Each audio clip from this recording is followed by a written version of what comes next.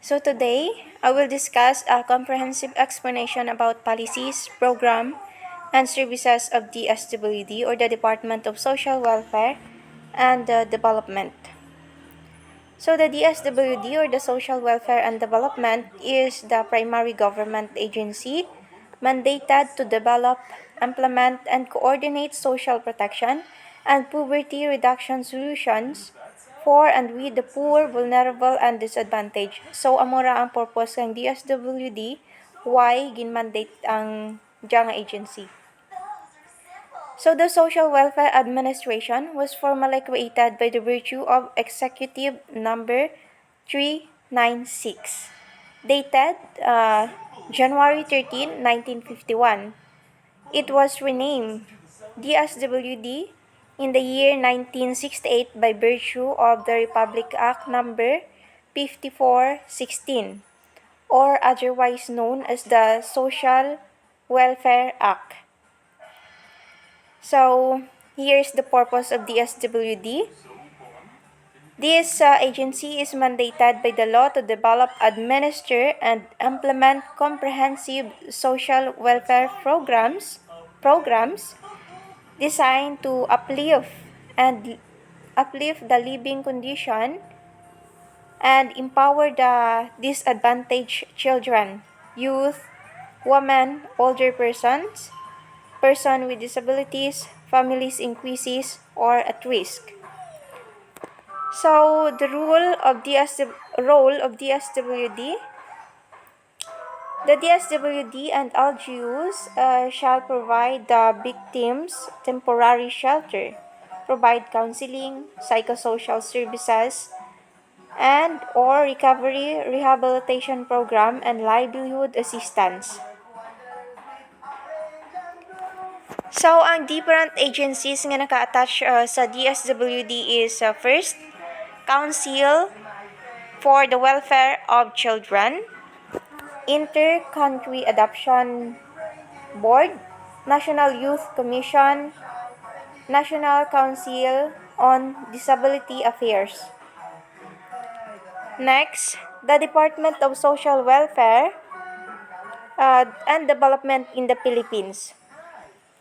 The Philippines Department of Social Welfare and the Development is the executive department of the Philippine government responsible for the protection of the social welfare rights of Filipinos and to promote social development. The DSWD is also responsible in policy making, empowerment of the poor, vulnerable, and disadvantaged sector, and ensuring the provision of social welfare and the development services through the intermediaries such as local government units, non-government organization, and civil society. So the DSWD vision. We envision a society where the poor, vulnerable, and disadvantaged are empowered for an improved quality of life. Towards this end, the DSWD will be the world's standard for the delivery of coordinated social services and social protection for poverty reduction by 2030. So the mission is to lead in the formulation, implementation, and coordination of social welfare and development policies and programs for and with the poor, vulnerable, and disadvantaged.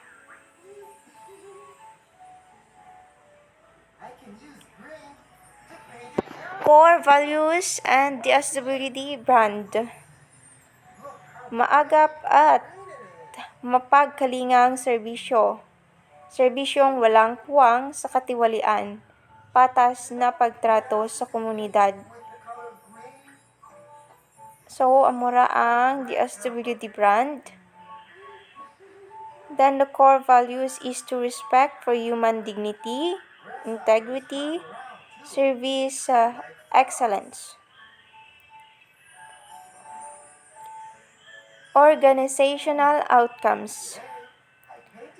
Well-being of poor families, improve rights of poor and vulnerable sectors, promoted and protected immediate relief and early recovery disaster victims, ensured continuing compliance of social welfare and development or SWD agencies to standards in the delivery of social welfare services, ensured of social welfare and development or SWD program by a local government LGUs through local social welfare and development offices or LSWDO. So, the program and services of DSWD. One is supplementary feeding program, social pension program for indigent senior citizens, recovery and reintegration program, and traffic persons, minor traveling abroad, domestic adoption, alternative family care program, sustainable livelihood program, Pantawid Pamilyang Pilipino program, and Kalay Seeds. So, daw amo pa lang man siya ang iba nga nakita ko nga daw pinaka-highlight seed nga program kang DSWD. So, the supplementary feeding program. So, the description of this program is the provision of food in addition to the regular meals to currently enrolled daycare children. Supervised neighborhood play as part of the DSWD contribution to the early childhood care development or ECCD program of the government and severely underweight pupils from kindergarten to grade 6 of DepEd. So, dyan nga program is obviously para sa mga bata nga na-enroll sa daycare hasta grade 6 nga may kulang sa anda nga weight or kulang sa nutrition. So, the objective of this program is to provide the augmentation support for the feeding program of children in the LGU, manage daycare centers, supervise neighborhood play or SNP, areas using indigenous food and or locally produced food, equivalent to 1 to 3 of the recommended energy and nutrient intake or RENI.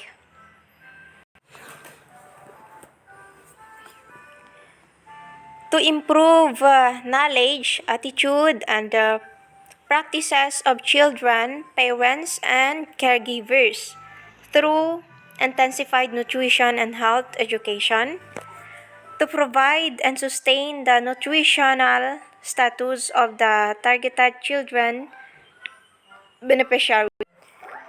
So, amura ang objective kang dyan nga supplementary feeding program. So, ang target beneficiaries kadya is 2 to 4 years old children in SNP, or the supervised neighborhood play. 3 to 4 years old children enrolled in DDC or the daycare center. Next is 5 years old children not enrolled in the DepEd preschool children but enrolled in DDC or the daycare centers. Ang coverage kang diyang nga program is all child development centers and SNP nationwide. Nationwide.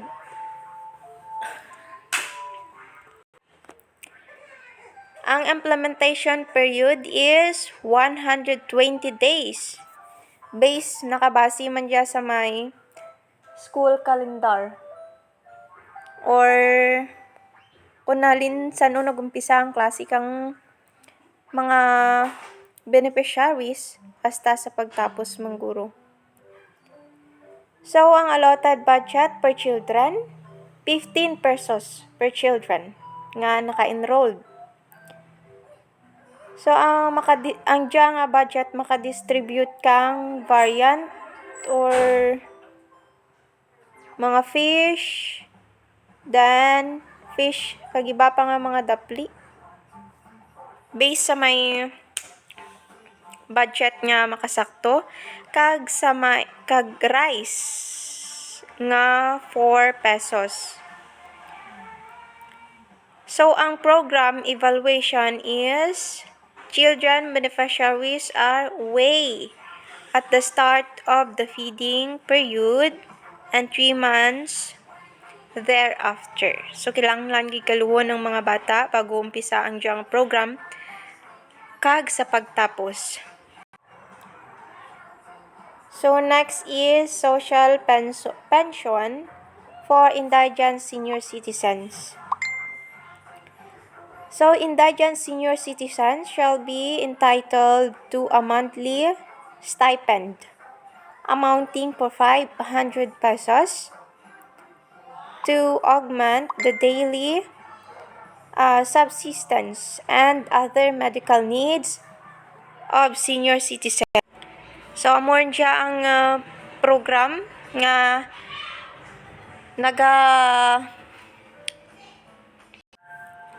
nagabulig sa atin mga kamalaman nga gina-applyan ka siya nga tag 500 every month. So, the social pension for indigent senior citizens is a additional government assistance mandated under Republic Act 9994 or siya ginatawag nga the Expanded Senior Citizens Act of 2010. So, the objective of this program is to augment the daily subsistence and other medical needs of senior citizens.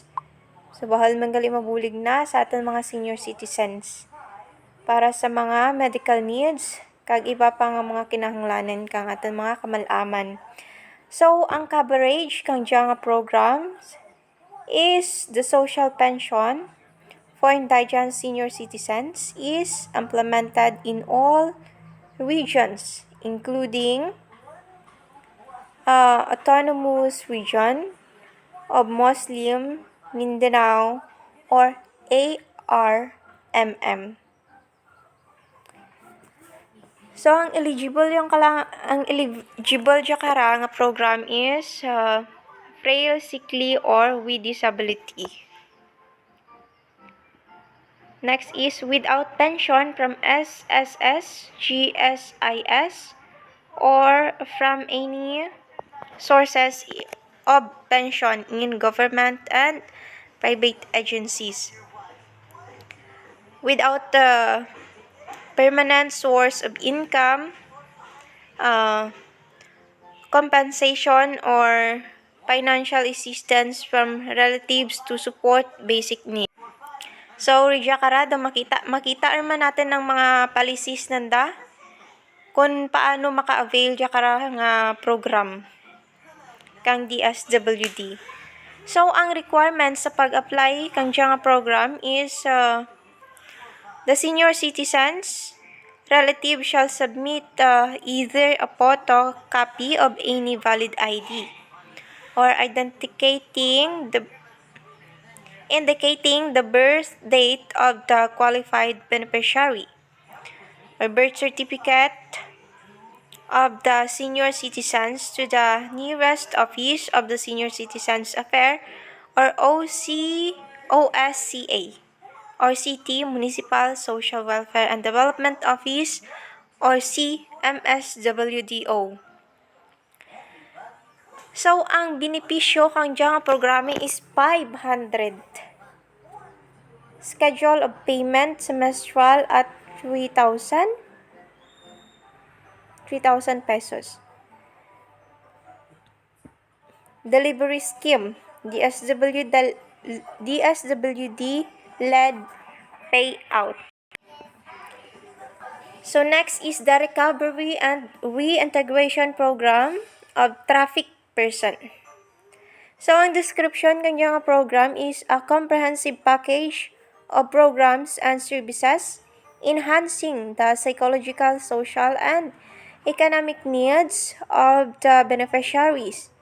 It is implemented in the condition with other concerned agencies such as the Department of Justice. Ang programs and activities. Diyan ka naka-include ang case management kag service for traffic persons.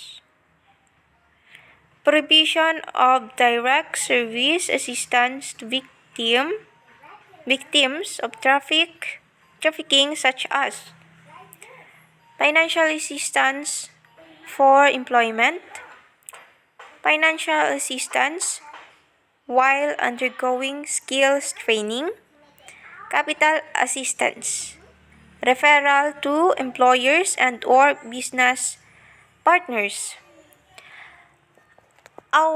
auxiliary services given to victims or witnesses, board and lodging, documentation, other incidental expenses. So the DSWD accommodates the victims in search of temporary shelter to cope with their traumatic experiences, and those with non-going court cases. Separate units are available for male and female victims. Other services given to victims: educational assistance, medical assistance. So next is or lastly is hygiene kits during rescue.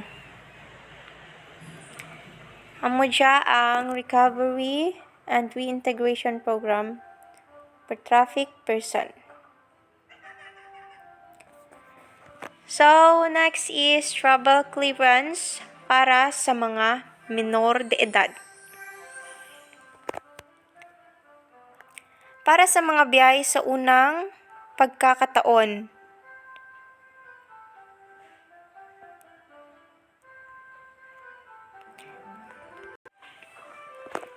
So, amo dya ang unang o mga dokumento kung una ka palang magbiyahe. Para sa mga minor de edad, ang document is napaunang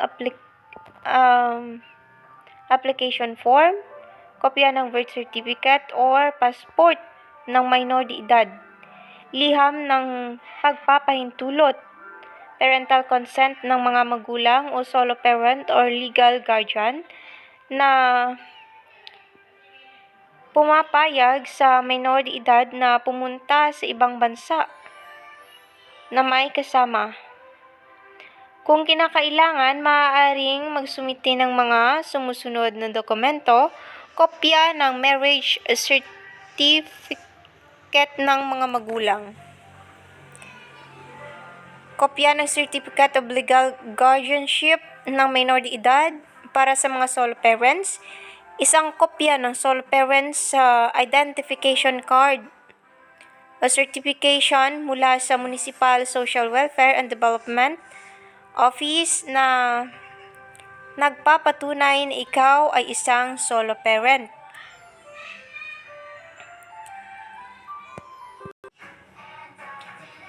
Certification mula sa Sharia Court o anumang Muslim barangay o religious leader. Para sa mga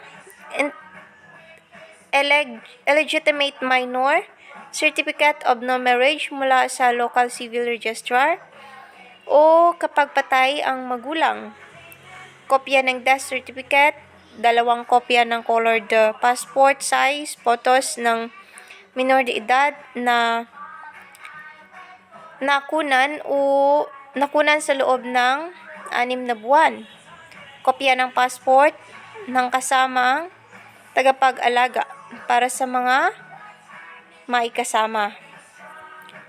So, schedule ng pagbibigay ng serbisyo. Amora is Lunes hanggang Biyernes. Kabayaran ng pagpoproseso, may 300 pesos para sa travel clearance na talagang ng 1 taon, 600 para sa travel clearance. Para sa mga bibiyahe sa ilang pagkakataon. Napaunang application form, liham ng pagpapahintulot, parents consent ng mga magulang o solo parent, legal guardian na pumapayag sa minor de edad na pumunta sa ibang bansa na may kasamahan. Kopya ng nakaraang travel clearance, magsumiti ng parehas na requirement na nabanggit. 2 kopya ng colored passport size photos ng minor de edad na nakunan sa loob ng 6 na buwan. Photocopy ng passport ng kasamang tagapag-alaga para sa mga may kasama. Sa mudyang mga proseso para sa travel clearance para sa mga minor de edad going abroad. So next is domestic adoption. Social legal process of providing a permanent family to a child whose parents have voluntarily or involuntarily relinquished parental authority over the child. So, who may adopt? Or sino ang mag-adopt? At least legal age.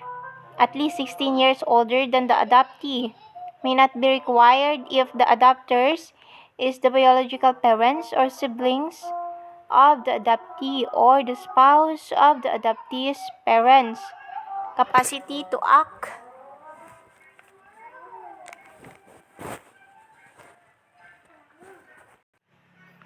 Capacity to act and assume all the rights and duties incident to the exercise of parental authority, as a good moral character and has not been convicted of any crime, in a good position to support, educate, and care for his or her illegitimate or legitimate children and the child to be adopted, and lastly, undergone require pre-adoption service. So, job lang kara, makita tara ng mga policy and rules ng dakon paano maka-avail kang nga programa kang DSWD.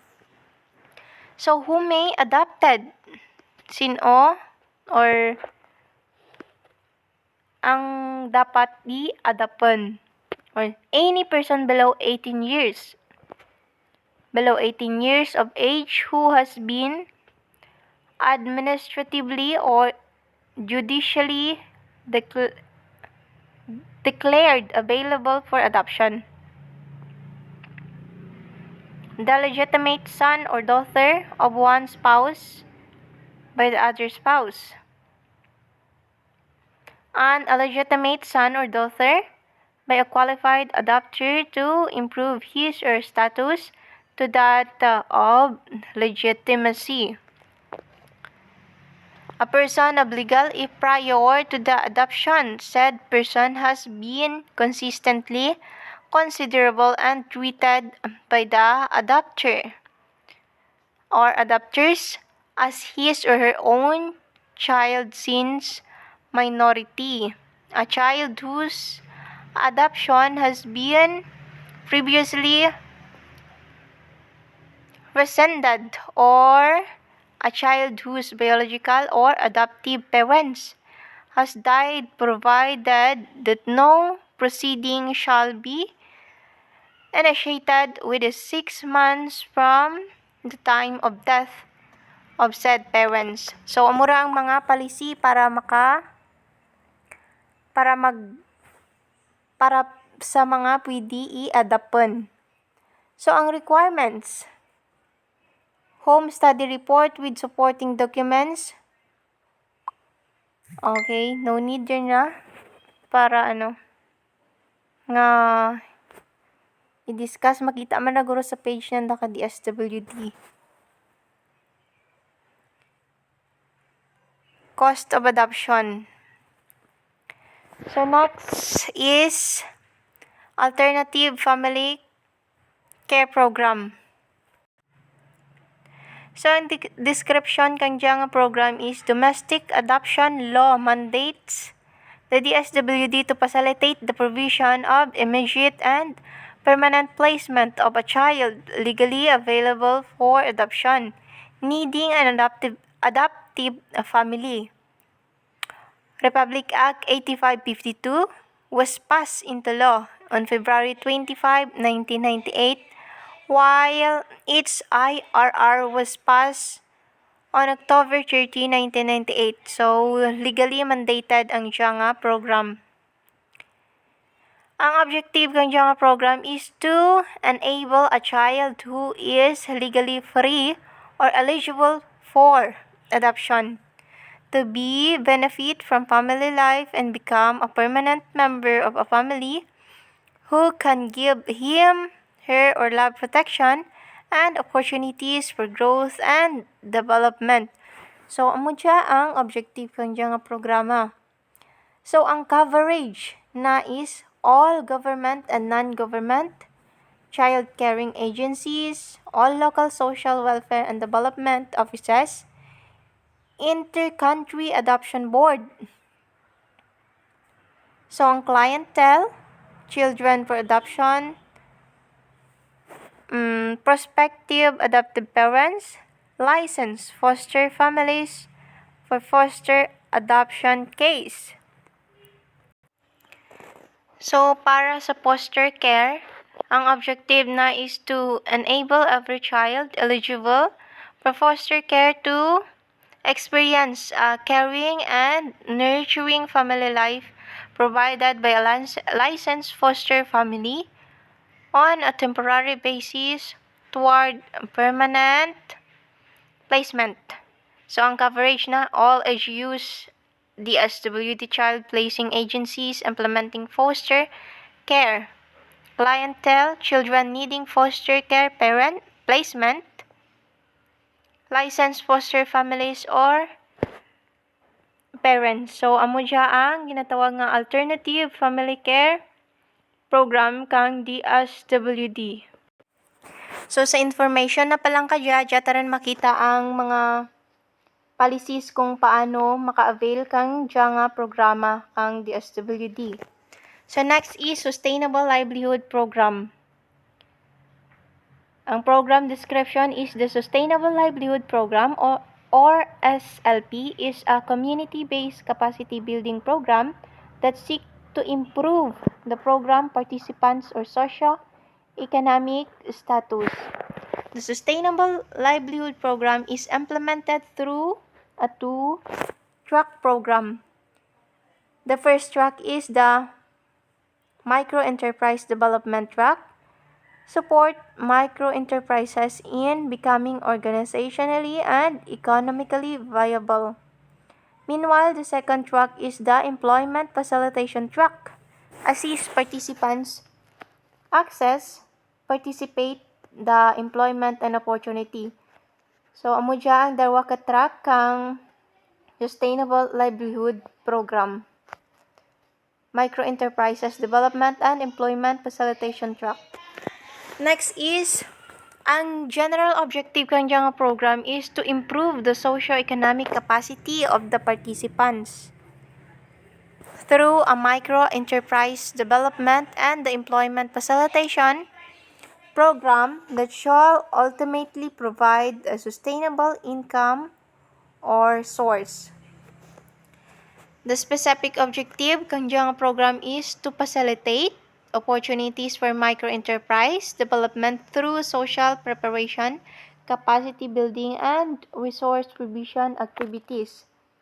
Next is to facilitate the linkage to employment opportunities through social preparation, capacity building, and labor market networking. To link the participation to support services and program of children.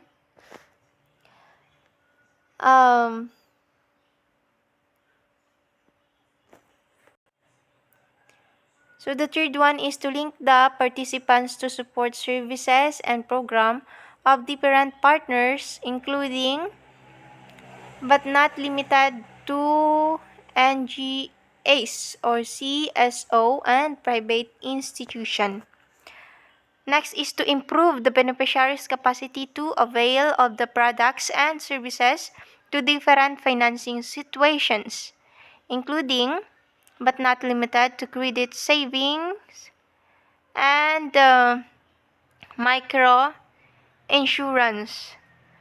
To promote community involvement and social responsibility among participants through activities that builds their relationship, their community, their participants, their families, and themselves.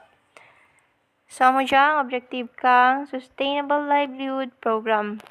Ang target participants na kadya is 1 is should belong to poor household as identified through the National Household Targeting System for Poverty Reduction, prioritizing Pantawid Pamilya Program. Participants and other qualified poor households not included in the National Household Targeting System Poverty Reduction.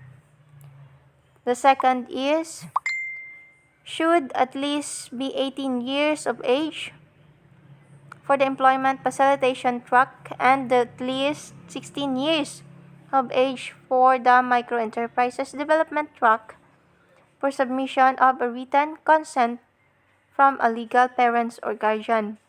So, mo dyan mga target participants. Number 3 is for the Microenterprise Development Track. Should be beneficiary of DSWD's Social Protection Program and services who has limited or no access to formal credit facilities or microfinancing institutions, banks, cooperatives, formal leading investors, pawn shops, and other formally registered credit entities. Number 4 is for the Employment Facilitation Track.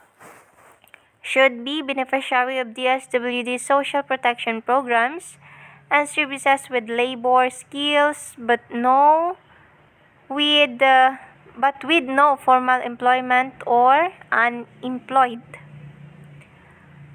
Preferably by a beneficiary of a Pantawid Pamilya Pilipino program for at least 2 years, with the social welfare indicators show a readiness for engagement in livelihood.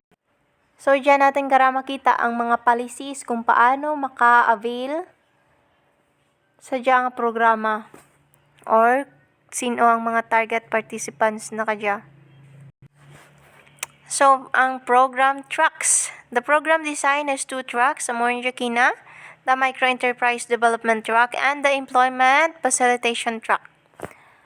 Ang number 1, ang ginatawag ng Microenterprise Development Track is a capacity building program na nagapokus sa microenterprise development,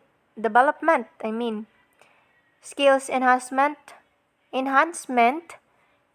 networking and partnership building, and provision of capital assistance to poor families.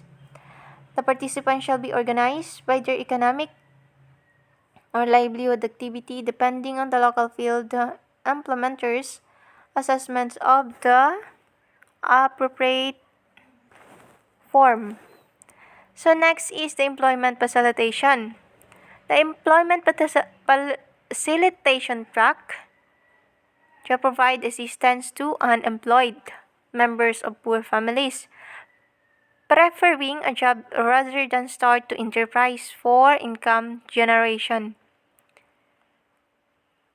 They shall be provided with technical skills, training, occupational guidance and counseling, and job referrals or replacement. Given the necessary intervention identification for both tracks, the field implementers are expected to serve as process facilitators and partnership builders to generate the bridge of opportunity for the program participants. So, ang microenterprise na nakina nag-focus dya para sa livelihood, and the employment facilitation is nag-focus lang tana sa job. So, both tracks are executed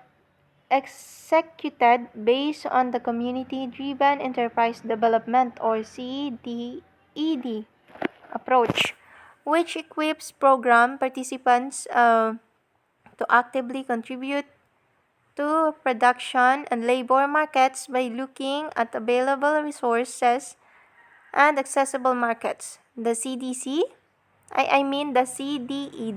approach promotes the local economic development or LED strategy and value chain production for the community.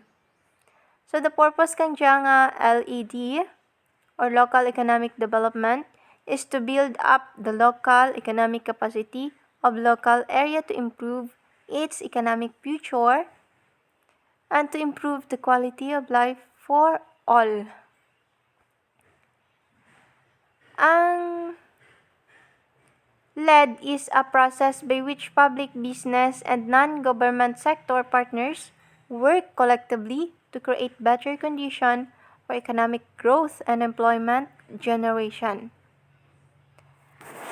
Microenterprises and job matches to be developed under SLP or Sustainable Livelihood Program shall be based on the LED strategy for each community. Consequently, the SLP would require the various interventions by different partners inside and outside the government.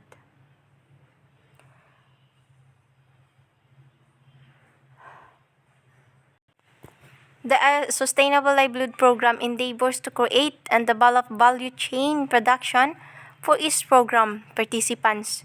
Through SLP, the program participants' community resources are transformed into a products and services and linked to local and national market through extensive network of partnership in both the public and private sector. The value chain. Mo kinang process kang SLP kag LED. So next is Pantawid Pamilyang Filipino Program. Ang description kang dyan nga programa is a social protection program that focuses on human capital development through the provision of cash grants to eligible poor households subject to their compliance with education and health conditionalities. Health grants, medyo man sanda nga education grants. Ang conditionalities para maka-avail ka dyan nga programa is pregnant women must avail free and postnatal care and be attended during childbirth by a trained health professional. Children 0 to 5 years old must receive regular preventive health check-up and vaccines. Children 3 to 18 years old must enroll in school and maintain a class attendance rate at least 85% per month. Parents must attend family development sessions or VDS. Children in elementary must receive deworming pills twice a year. So, amo dyan natin makita kara sa conditionalities ang mga policies para sa dyan nga program. So, ano ang PORPIS? PORPIS is a poverty reduction strategy that provides grants to extremely poor, pigado gid nga mga household to improve their health, nutrition, and education, particularly of children aged 0 to 14. PORPIS dual objective, social assistance and social development. Social assistance is to provide cash assistance to the poor to elevate their needs.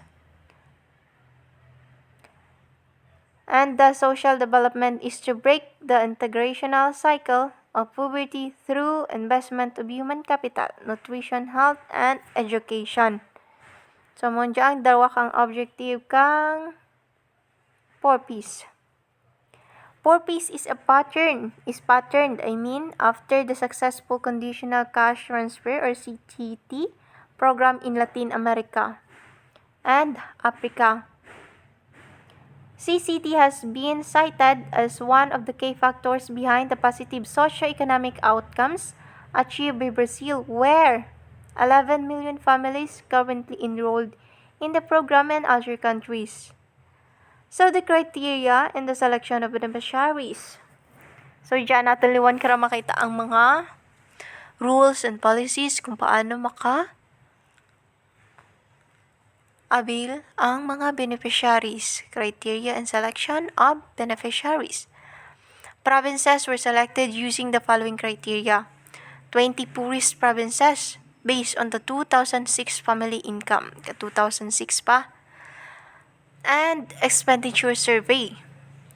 B. Poorest provinces in 6 regions without a province in the list of 20 poorest provinces. C.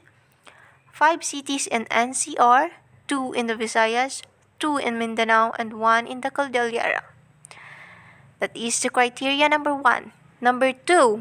The selection of the poorest municipalities from the above provinces based on the small area estimate, or SAE, and FIES, where saturation surveys of households are being conducted. Number 3.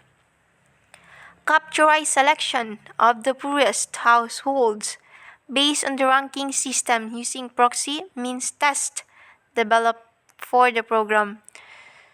So, ang sa criteria number 1, 2006, pagali ka dyan nga survey ang ginbasihan nga pangabuhi kang mga maka-avail ng mga beneficiaries. Amura kis amambal natin nga ang iba, mangranen ang naka-avail. Kay ka 2006 pagali nga survey ang ginbasihan. So, next is the PMT. Assesses socio-economic characteristics such as ownership of assets, type of housing units, level of educational attainment of household heads, and access to water and sanitation facilities. So, the DSWD select the beneficiaries based on the targeting system developed for the program. So, ang pamangkot, do legislators, local chief executives, or barangay officials participate in the selection of beneficiaries? So, the answer is no. However, concerned LGUs assist the SWD staff in the conduct of community assemblies, which part of the program process and procedures. So, naga-conduct gid sanda kang community assemblies para sa nga procedure kang pagpa-avail kang anda nga mga beneficiaries. So, next, what does PORPIS offer? Ano ang gina-offer kang PORPIS? PORPIS provide conditional grants to the beneficiaries such as 6,000 a year or 500 per month sa kada balay for health and nutrition expenses. 3,000 per one school year or 10 months or 300 months per child or for educational expenses. A maximum of 3 children per household is allowed. Maximum of 3 lang kabata ang makasulod sa sangkabalay. Basta nakasulod ta na sa may criteria kang beneficiaries. A household with 3 qualified children can have a subsidy of 1,000 per 100 pesos per month or 15,000 pesos annually as long as they comply with the conditions.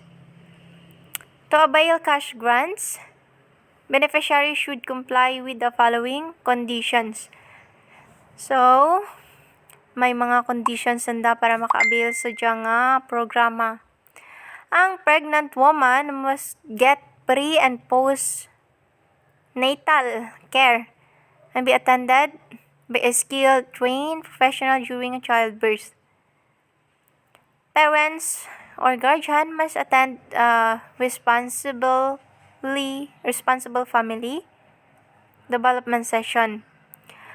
Ang children 0 to 5 years old must receive regular preventive health check-ups and vaccines.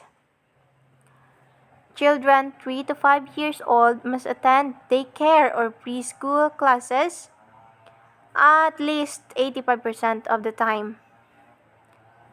Children 6 to 14 years old must enroll in elementary or high school and attend at least 85% of the time. Children 6 to 14 years old must avail of deworming pills every 5 per month. So, dyan rin ka makita ang mga policies nanda para maka-avail kita. Ang andang programa. So, the DSWD, in coordination with the Advisory Council composed of DepEd, DOH, DILG, NAPC, and the LGU, representatives at the national, regional, and municipal levels will verify compliance every month using monitoring tools developed for its purpose. Next is how the beneficiaries get their money. Paano mabaol ka mga beneficiary ang andang mga kwarta? The quarterly cash grants shall be received by the most responsible person in the household through a land bank cash card. And number 2, in cases where payment through cash card is not feasible, the beneficiary shall be provide your cash grants through the alternative payment scheme such as over-the-counter transaction for the nearest land bank, branch or off-site payment through unauthorized rural banks.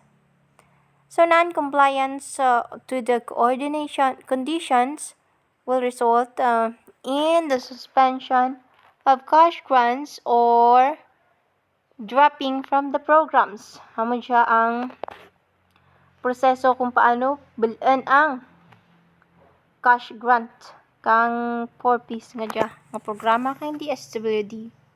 So ang pamangkot, isn't this a form of dolly out considering that cash is directly given? So the answer is no. It is a development program. DIA is ang development program that invest in human capital. The beneficiaries must the beneficiaries must meet the specific condition before they can get cash assistance. 4-piece enhances the role of parents and helps them accomplish their duties and responsibilities to their children. It encourages them to invest in the future, their own and those of their children. Next is how long will the beneficiaries receive the cash?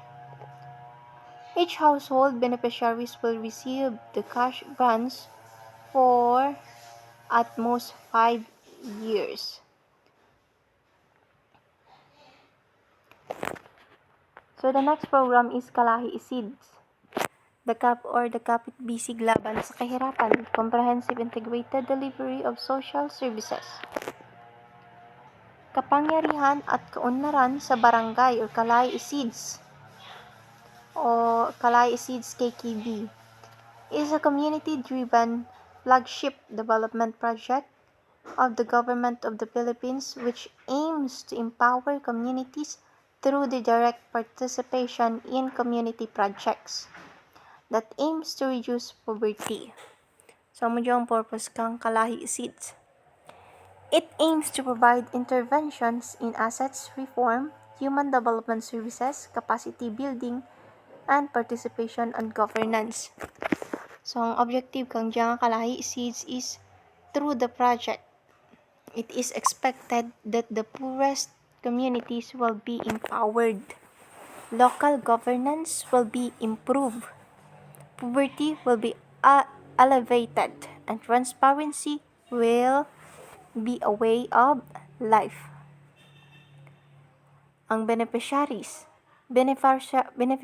of the project are selected based on the list from the National Statistic and Coordination Board of the poorest provinces.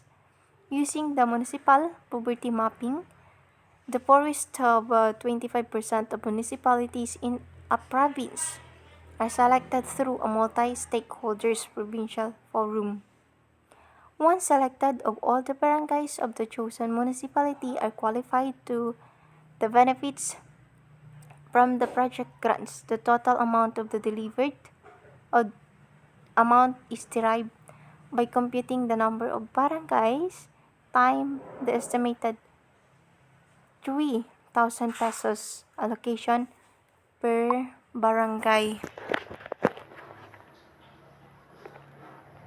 The National Community Driven Development or the NCDDP is the biggest project, ang pinakabahal na project under sa Kalahi Seeds.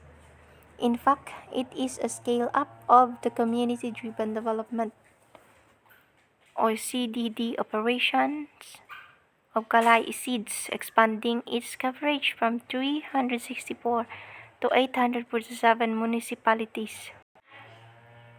Its development objective is to have barangays, communities of targeted municipalities become empowered to achieve improved access to services and to participate in more inclusive local planning, budgeting, and implementation. This was also aligned into a program to support community-driven post-disaster response and development in Typhoon Yolanda affected in municipality within provinces covered by Kalay Seeds. It was approved in January 2013, is supported by the Philippine Development Plan or the 2011 to 2016 policy making. So, Jakitaran, what are the policies supporting the scale-up of Kalay Seeds? As a way to support local social development and poverty reduction, the policy on CDD is expressed in two important national government policy documents. Una is the Philippine Development Plan 2011 to 2016 and the National Anti-Poverty Program of the National Anti-Poverty Commission of 2010 to 2016, endorsing the expansion of the program, emphasizing CDD as one of its policy thrusts to serve as a vehicle for people's empowerment through their participation and poverty reduction. So next is the scaling up of CDD into a national program is also backed by the Human Development and Poverty Reduction Cluster, which passed a resolution to support signed by the secretaries of the following agencies: the NAPC, the Department of Agrarian Reform or DAR, Department of Agriculture DA, Department of Education or DepEd, Department of Energy or DOE, Department of Environmental and Natural Resources or DENR, Department of Health or DOH, Department of Interior and Local Government, IDILG, Department of Labor and Employment or DOLE, Presidential Commission for the Urban Poor or PCUP, and the DSWD.